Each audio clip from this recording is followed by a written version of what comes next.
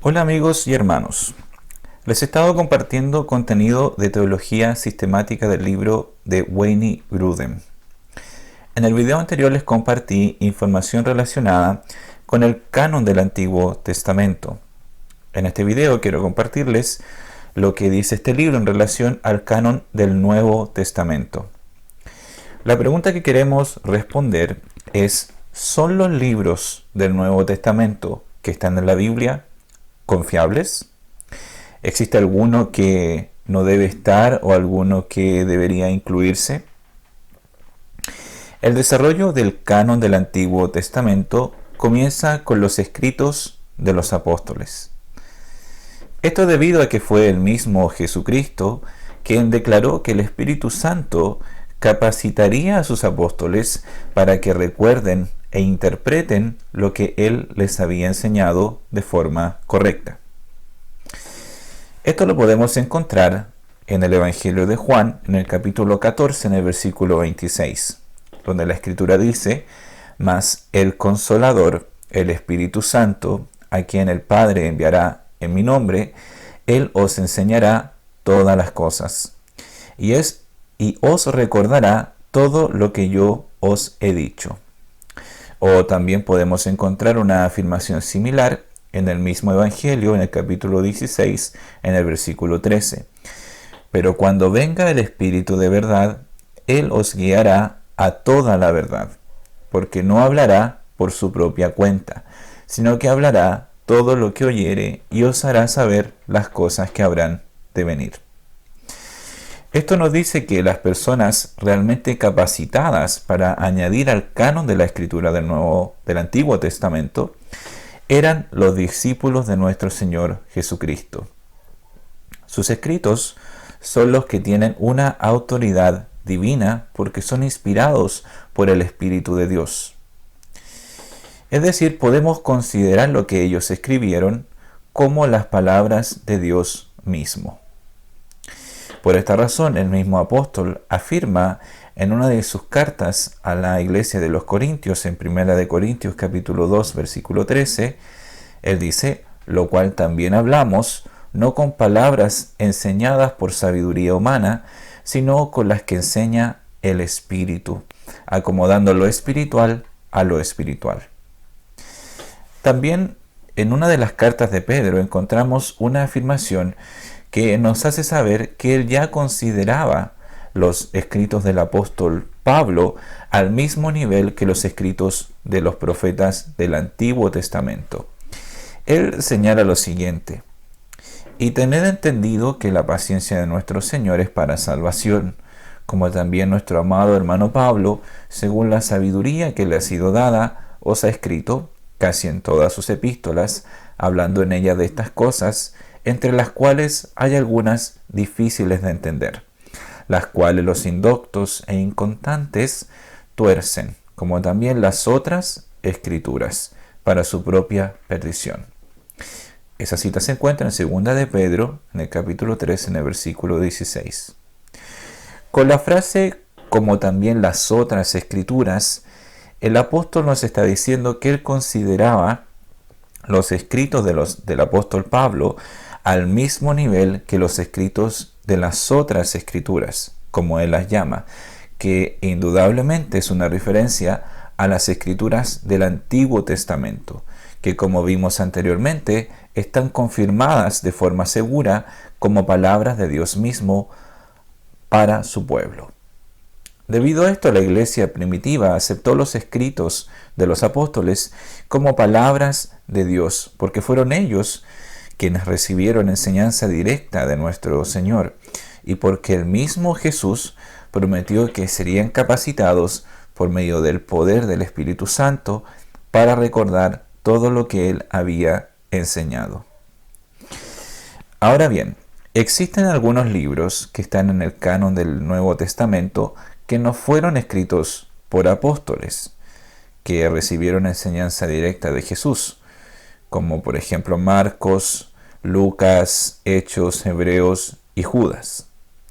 ¿Cómo ellos llegaron a ser aceptados por la iglesia primitiva como canónicos? Los detalles son muy escasos, pero se cree que fueron aceptados debido a la íntima comunión que tenían los autores de estos libros con los discípulos presenciales del Señor. Por ejemplo, Marcos tenía íntima relación con Pedro. Así también Lucas, el autor de Lucas y Hechos, el autor del Evangelio de Lucas y el libro de Hechos, tenía íntima relación con el apóstol Pablo. Judas también se aceptó de este modo debido a su relación con Santiago y el hecho de que era hermano de Jesús. En relación al libro de Hebreos, su aceptación fue promovida por muchos debido a su autoría paulina. Sin embargo, existieron dudas con respecto al autor de este libro, y por supuesto aún existen. Orígenes, quien fue un erudito y teólogo cristiano primitivo, que murió alrededor del año 254 después de Cristo, menciona varias teorías en relación al autor de este libro, pero concluye diciendo que solo Dios lo debe saber. Así que la aceptación de este libro no fue solo por el hecho de que se pensaba que Pablo lo había escrito, sino por el contenido intrínseco de este libro. La gloria de nuestro Señor brilla sobre las páginas de este libro, de modo que ningún creyente podría dudar de que realmente contiene palabras del Dios vivo.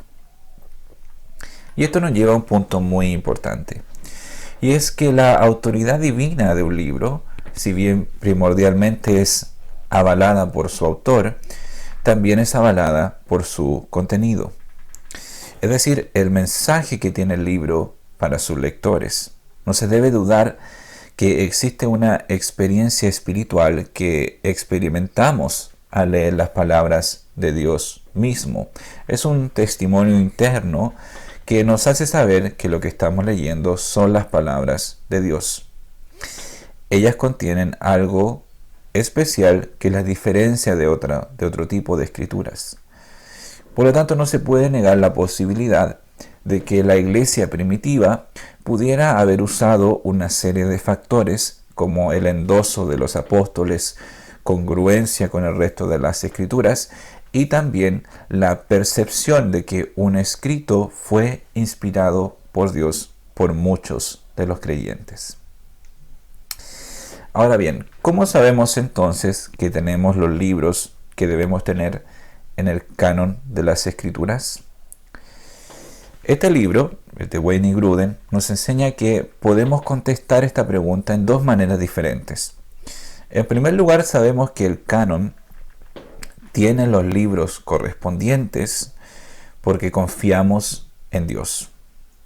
Dios es soberano y en su soberanía Él se aseguró que los libros correctos sean los que pertenezcan al canon de la Biblia que tenemos al día de hoy.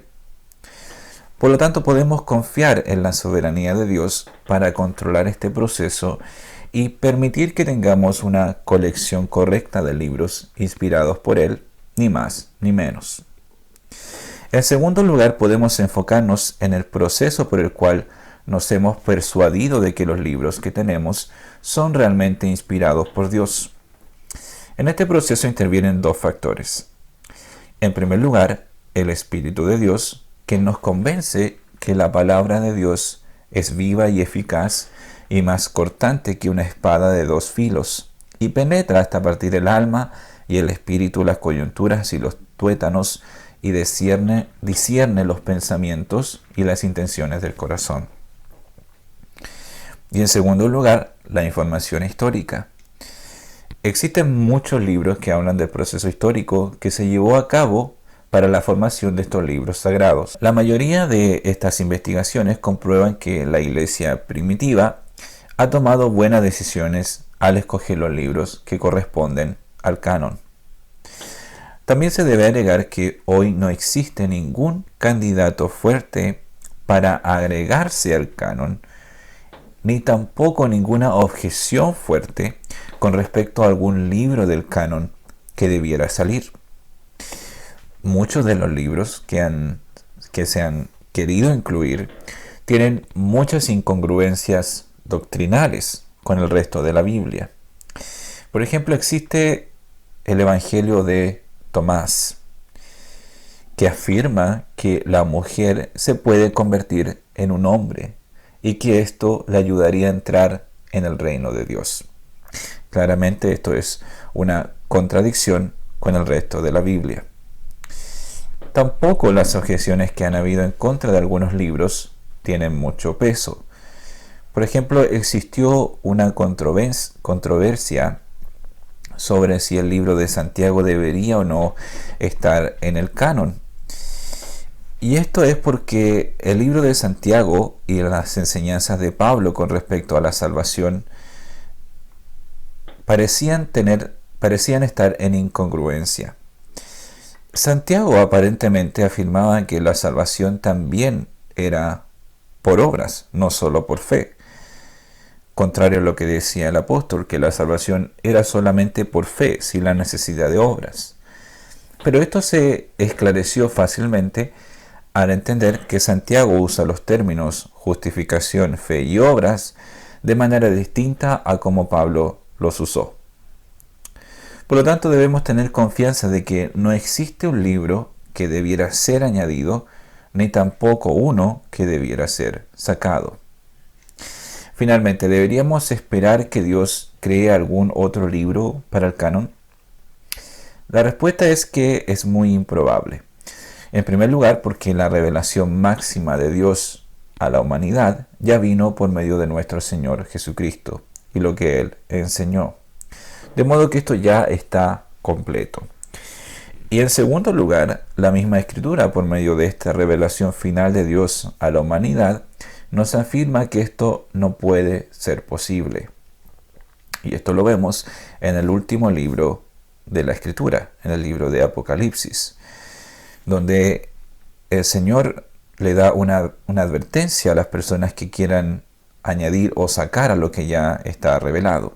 Esto lo vemos en el libro de Apocalipsis, en el capítulo 22, del versículo 18 al 19, donde la Biblia nos dice: yo testifico a todo aquel que oye las palabras de la profecía de este libro, si alguno añadiera a estas cosas, Dios traerá sobre él las plagas que están escritas en este libro. Y si alguno quitara de las palabras del libro de esta profecía, Dios quitará su parte del libro de la vida y de la santa ciudad y de las cosas que están escritas en este libro. Por lo tanto, esto arruina cualquier posibilidad de que se pueda quitar o añadir a lo que ya ha sido revelado por Dios. Bien, hermanos, espero que este contenido haya sido de bendición para su vida y que a lo mejor alguien haya aprendido algo nuevo en relación a la palabra de nuestro Señor. En el siguiente video les compartiré la respuesta que este libro ofrece a la pregunta: ¿cómo sabemos que la Biblia es la palabra de Dios?, donde aprenderemos algunas características de la Escritura. Dios los cuide.